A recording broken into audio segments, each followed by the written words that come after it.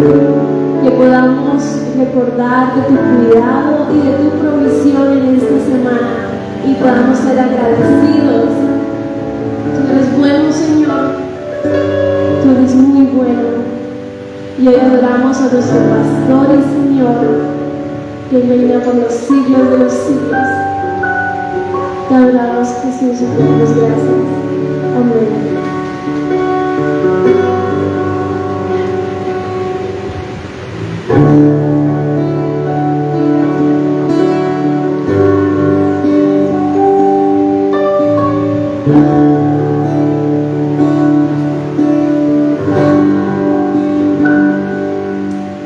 El Señor es mi pastor, nada me falta.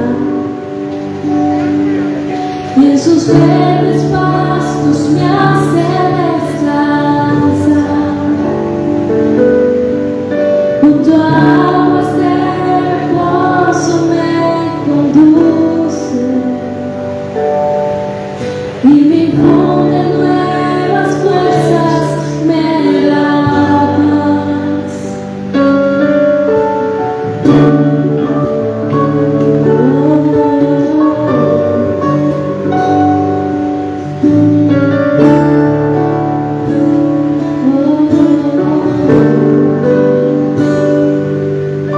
Y en sus sendas de justicia estoy confiado. Él espera su palabra y su verdad. Y aunque pase por el valle más oscuro, ya no temo porque siempre cerca estás. Siempre cerca estás.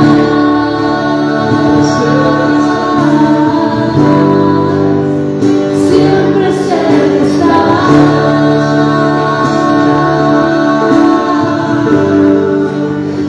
Siempre cerca estás. No me dejarás. Siempre cerca estás.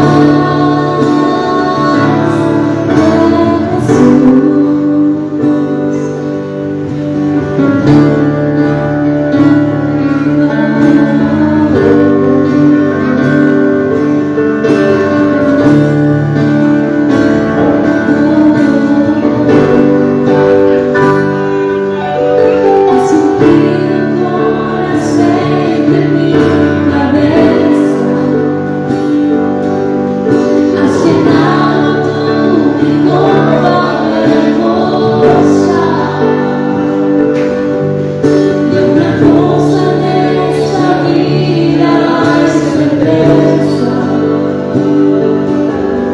que contigo para siempre te habita. Siempre cerca estás.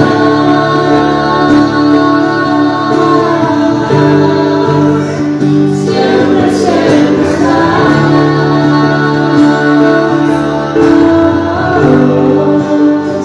Siempre cerca estás. No me dejarás. Siempre cerca estás.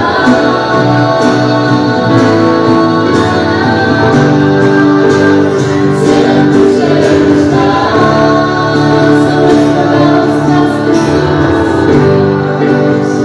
Siempre cerca estás. Te damos gloria, te damos gracias a ti. Siempre cerca estás. Nos has abrazado, Señor, y cuidado. Siempre cerca estás. Jesús, me has sentado en la mesa de la gracia. Mis angustias estás llenando y tu voz, de tu amor y tu bondad, de tu amor y tu bondad, yo soy contigo. Tengo todo lo que anhelo en ti, Señor. Siempre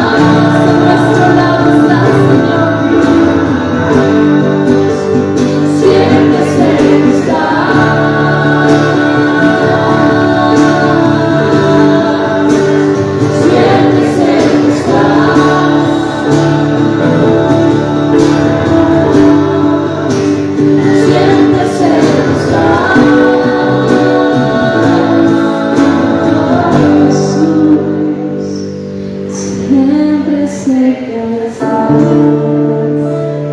Gracias Jesús por ir delante de nosotros, mostrarnos el camino, ser un buen pastor que cuida de sus ovejas.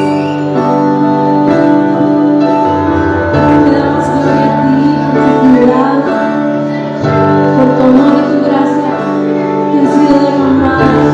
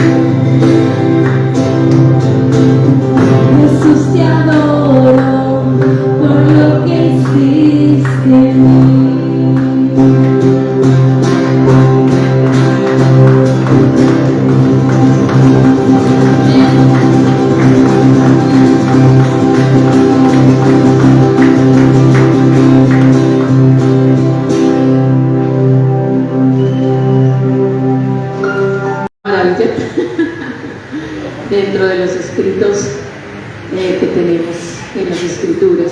Bueno, la escritura toda es una maravilla, pero creo que hay etapas en nuestra vida en que ciertos libros empiezan a sobresalir en nuestra vida personal y empiezan a ministrarnos de una manera cada vez más personal, más cercana.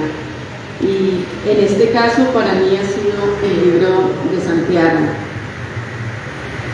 Quería iniciar diciendo que, porque vamos a estudiar Santiago, estamos orando y pensando y decidiendo con Martín qué libro podíamos estudiar después del libro de los Romanos, ¿cierto?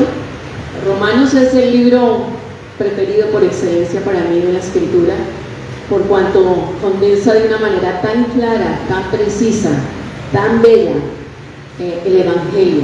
Nos muestra la belleza del Evangelio y la gracia de Dios en todo su esplendor.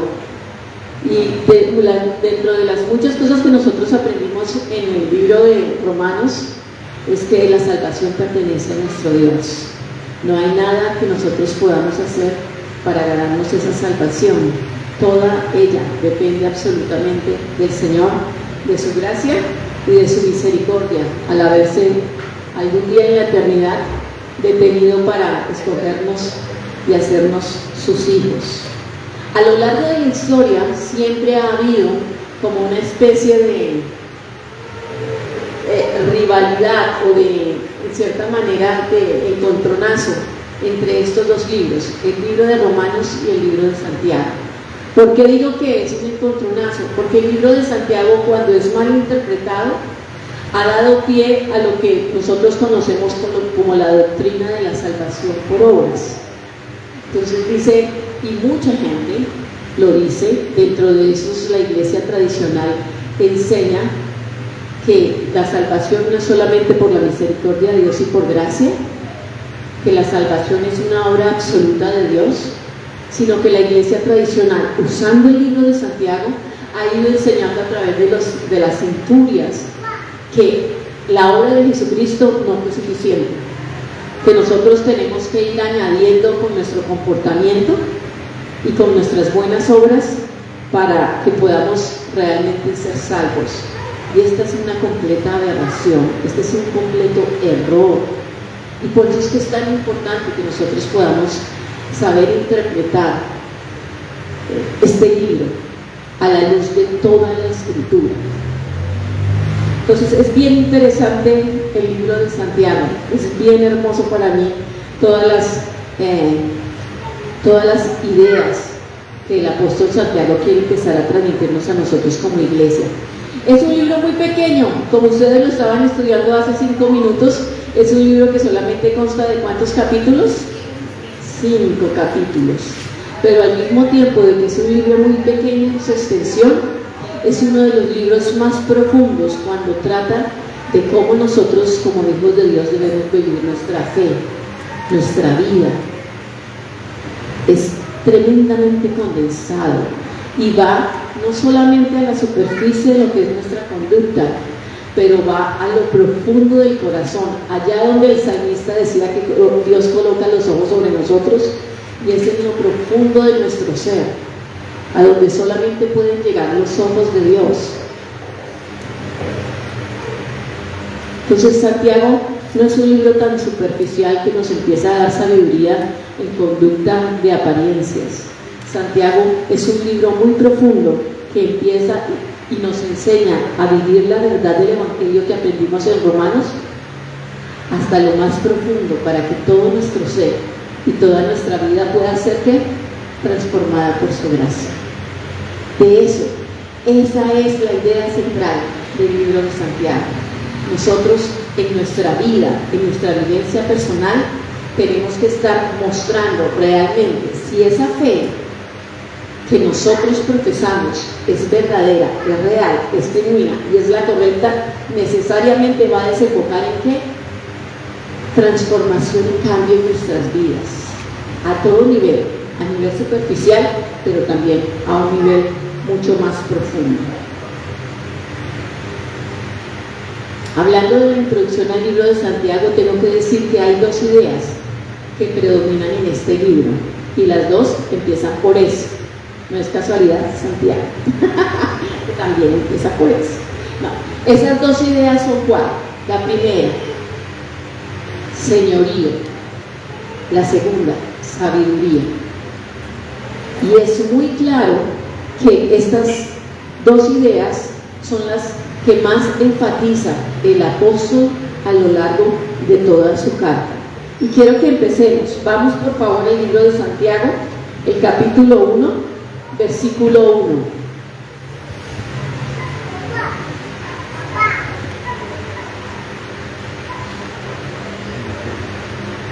Dice la palabra del Señor: Santiago, siervo de Dios y del Señor Jesucristo, a las 12 tribus que están dispersas, saludos.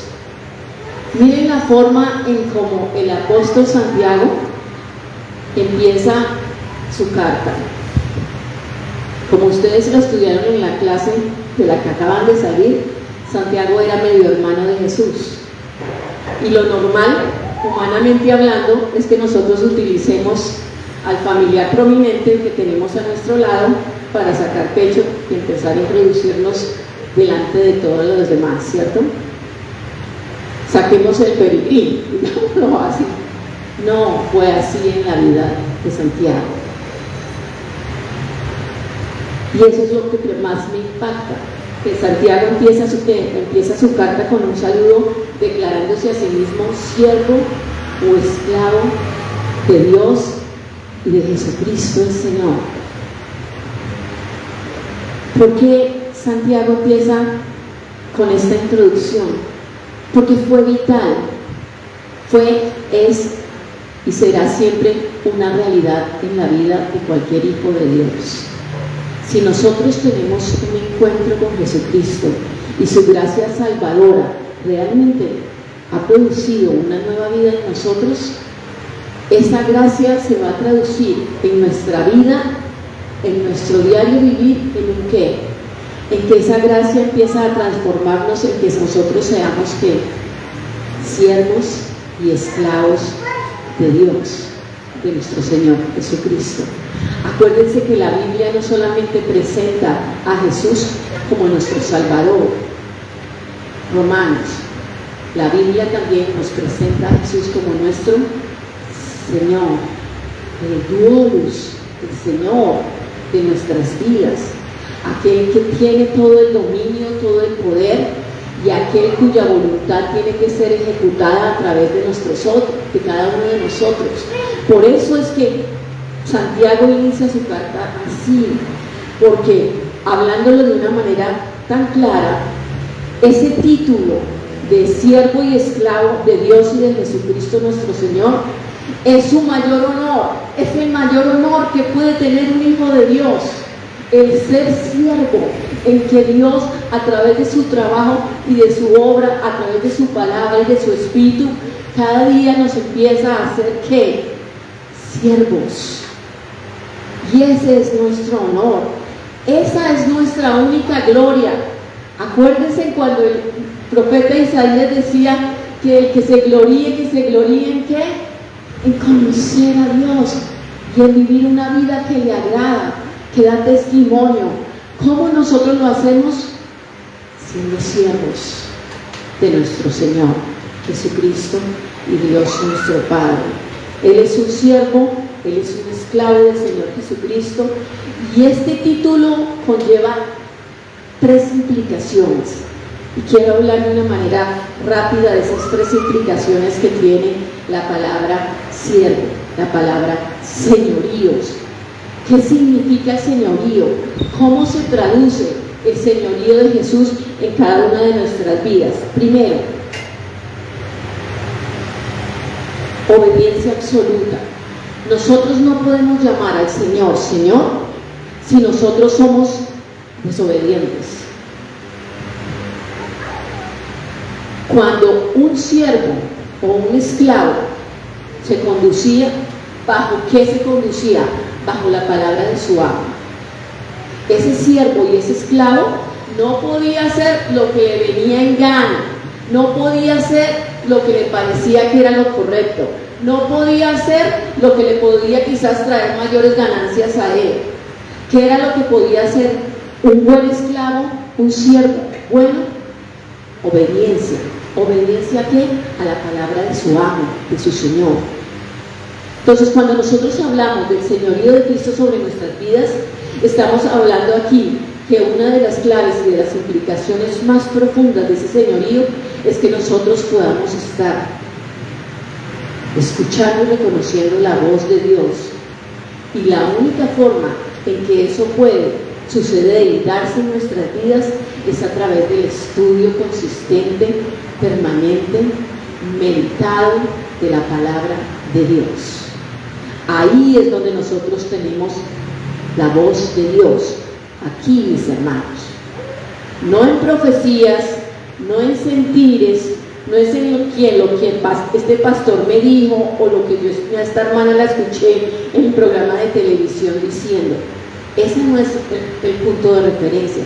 El punto de referencia es la voz de su Señor, y la voz de su Señor está plasmada en esta palabra. Entonces, si nosotros decimos y profesamos ser salvos, la consecuencia de esa salvación es que vamos a empezar a caminar en ese camino de señorío, del Señor sobre nuestras vidas. Y para empezar a dar los primeros pasos necesitamos empezar a conocer ¿qué? Sus palabras, a atesorarlas en nuestro corazón, a estudiarlas, a que esas palabras empiecen a llenar ¿qué? Cada vez nuestra mente, nuestro corazón, y todo lo demás vaya empezando a ser depurado. Nuestra vida en primera instancia tiene que ser depurada de todas aquellas falsas motivaciones, de todo lo que nosotros somos, porque en esencia, como dice el libro de Romanos, todos nosotros somos malos. Segunda implicación, el señorío de Cristo definitivamente va a tener la implicación de una humildad absoluta. Cuando yo hablo de humildad absoluta, es que el siervo renunciaba a sus privilegios, y la costumbre que se tenía era que cuando alguien iba a ser liberado y no quería hacerlo, sino que quería ser siervo de su amo de por vida, le rasgaban su oreja, y así quedaba como en esa marca por siempre de que él era un siervo, un esclavo por voluntad propia. Y cuando nosotros hablamos del señorío de Cristo, implica la humildad suficiente de reconocer que nosotros no estamos trabajando simplemente buscando los privilegios que nos puede dar nuestro Señor. Lastimosamente, la iglesia del siglo XXI, y especialmente en el hemisferio occidental, es una iglesia que ha sido enseñada bajo el principio de la comodidad, en donde se persiguen solamente los privilegios, pero poco se enseña acerca del señorío y de los sacrificios, de las responsabilidades, del precio que cada hijo de Dios tiene que pagar para mostrarle al mundo que realmente es hijo de Dios. Dios mismo, a través de su Hijo, nos dejó puesto una marca muy alta. Cristo cuando vino fue tan humilde, dice Filipenses capítulo 2, que se humilló no solamente a la condición de hombre, tomando forma humana a través de la encarnación, pero ¿qué más dice? Se hizo siervo de esos hombres, y siervo al punto de llegar a la cruz, la muerte más tenebrosa que se han podido inventar a lo largo de la historia.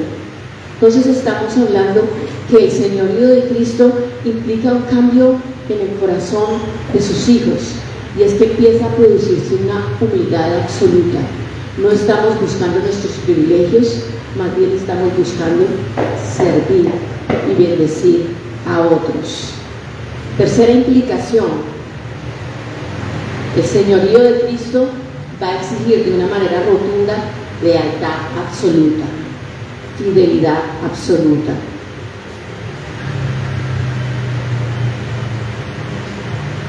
El siervo nunca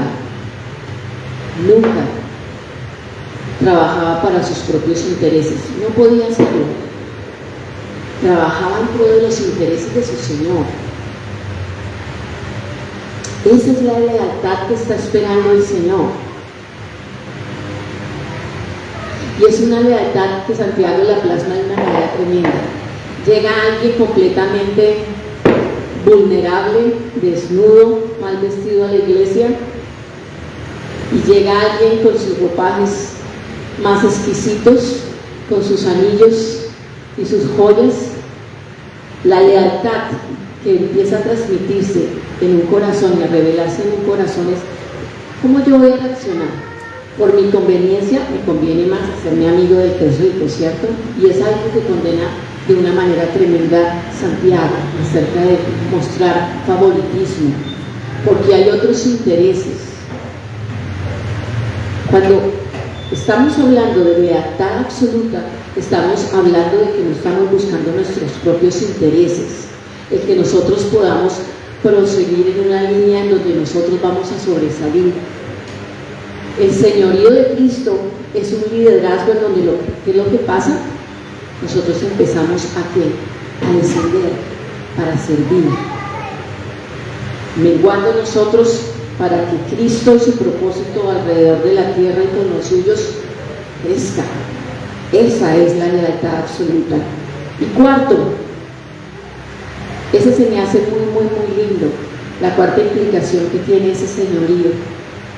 Y es que cuando nosotros nos colocamos bajo el señorío de Cristo, como le dice Santiago, nosotros nos ponemos en la línea sucesoria de todos aquellos que han alcanzado salvación, paz, libertad y propósito, bajo la sumisión a la voluntad de nuestro Maestro.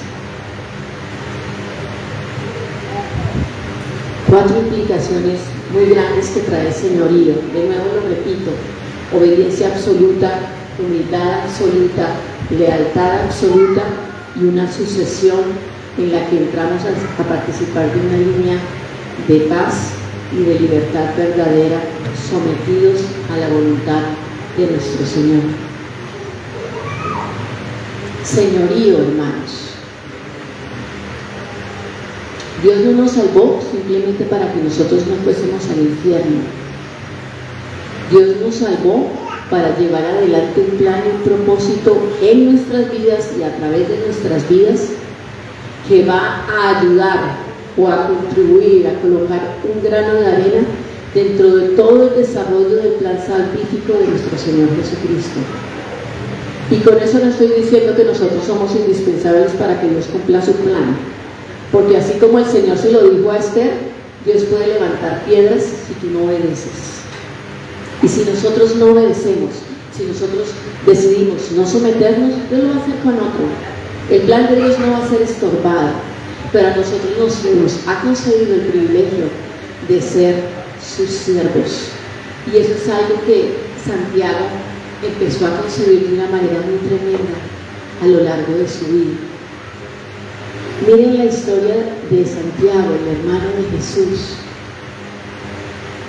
Estábamos hablando allá en el grupo que en el término de 10 años Santiago pasó de ser un burlador, mofador y de estar a toda hora utilizando medios para apoyar a Jesucristo, pasó de ahí a ser una de las columnas fundamentales de la iglesia de Jerusalén.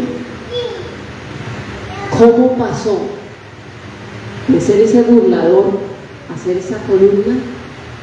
Porque él entendió que su puesto era el puesto de un esclavo, el puesto de un siervo y no el puesto de un señor.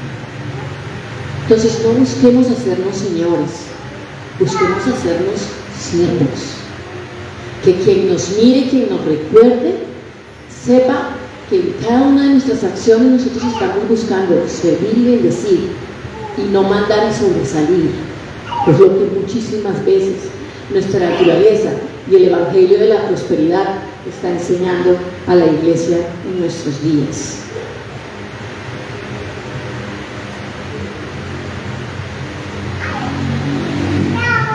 Dentro de todo este camino de sometimiento, algo deja claro Santiago en su carta, Y es que la vida cristiana no es una vida color de rosas.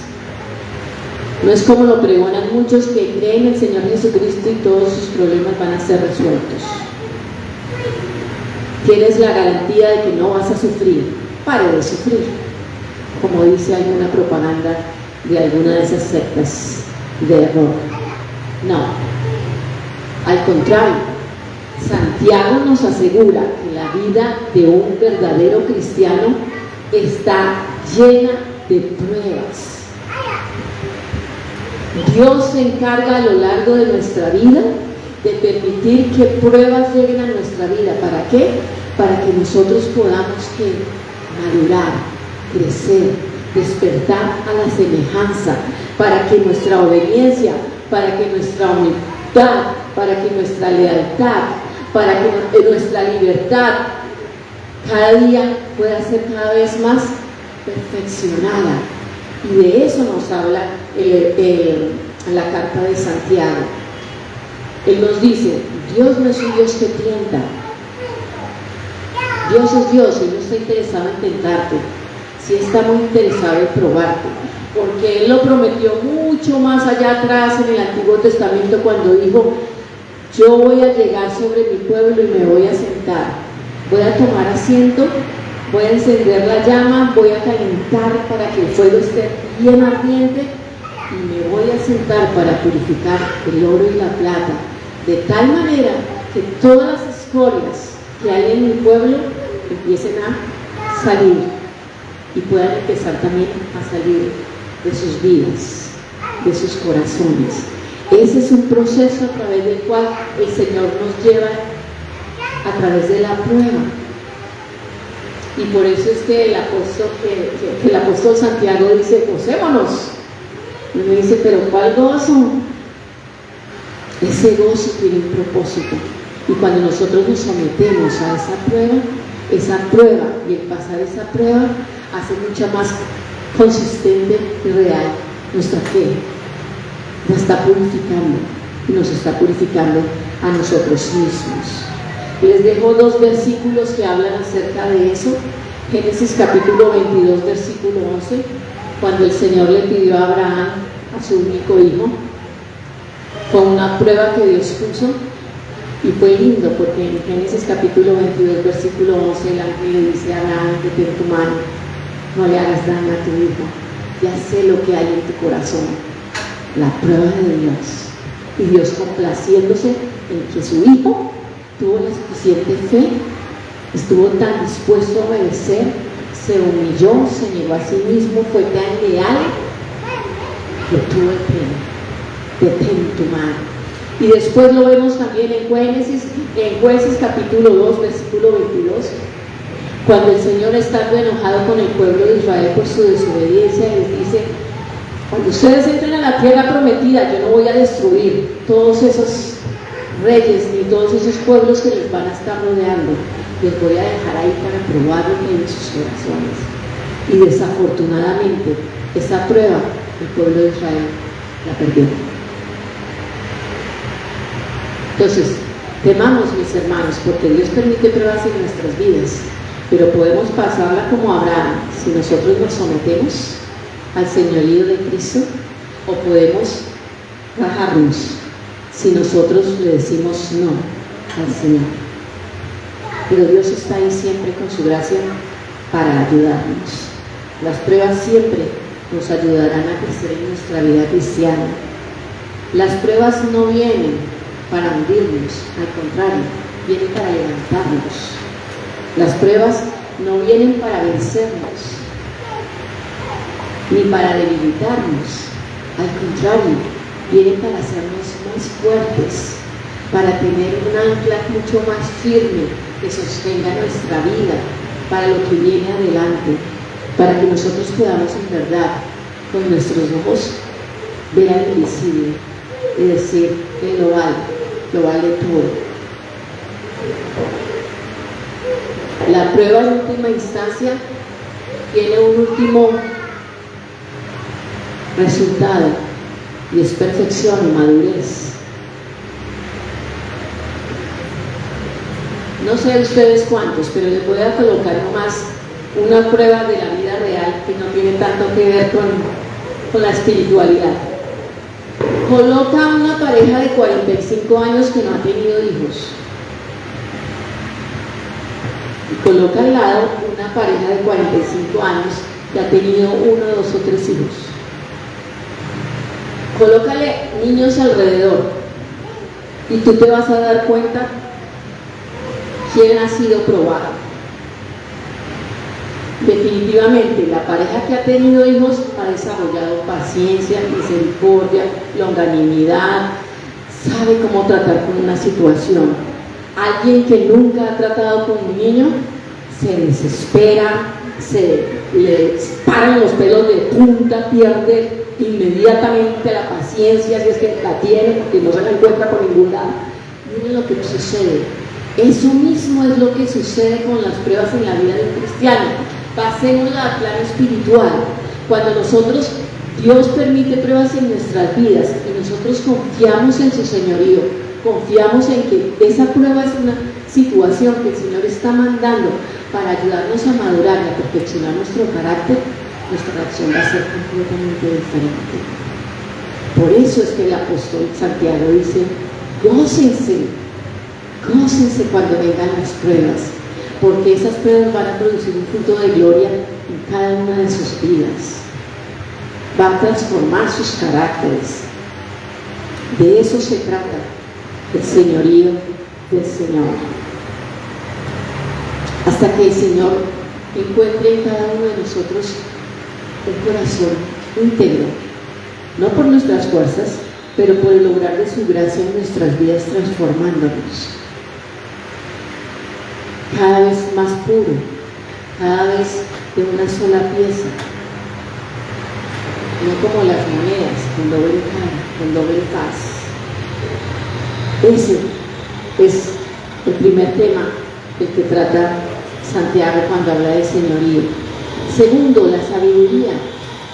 Hace unos días con el grupo pastoral estábamos estudiando acerca de la sabiduría y estábamos llegando a la conclusión, porque el diccionario lo decía, que la sabiduría no es simplemente el ser lleno de conocimiento, sino el tener el conocimiento y tener la habilidad de aplicar ese conocimiento a nuestra vida diaria para saber cómo nosotros debemos conducirnos.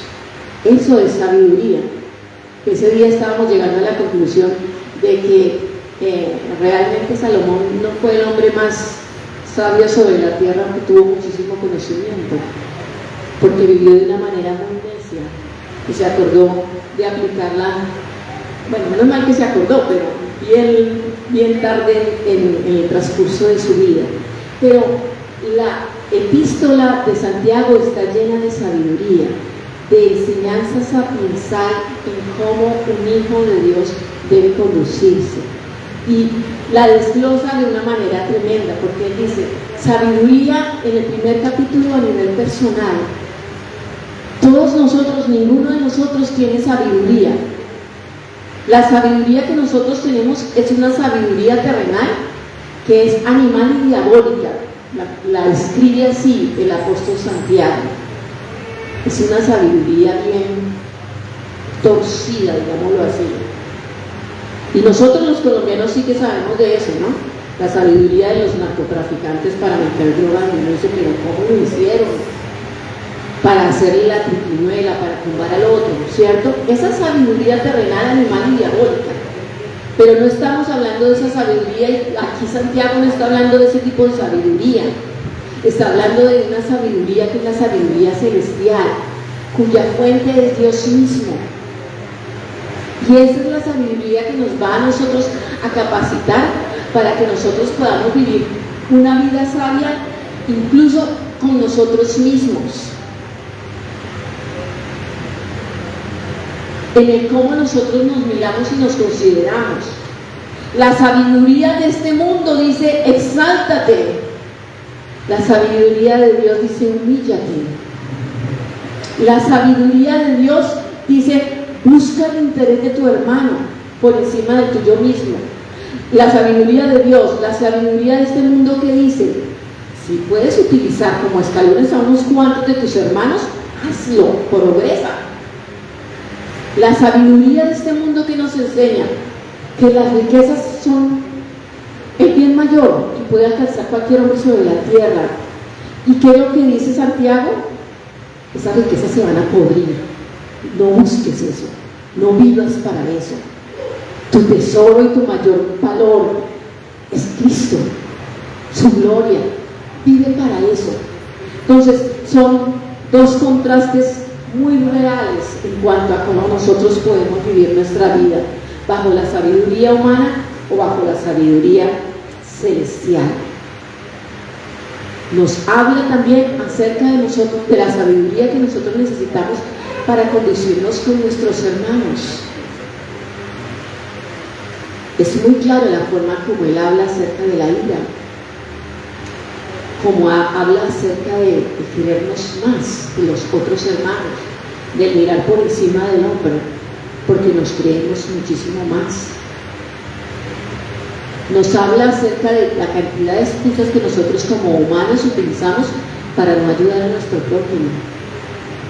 Porque si podemos guardar para nosotros un centavito más, mejor. No así la sabiduría de Dios. Por eso es que el apóstol es tan práctico en hablar acerca de los huérfanos, de las viudas, del pobre, del enfermo, del menesteroso. Porque nosotros no podemos decir que somos hijos de Dios y estar completamente haciéndonos los locos en cuanto a toda la necesidad que humanamente el mundo está enfrentando. Todos los desastres, por una o por otra razón, nosotros tenemos que formar una parte activa en ayudar con sabiduría de Dios a todas esas personas.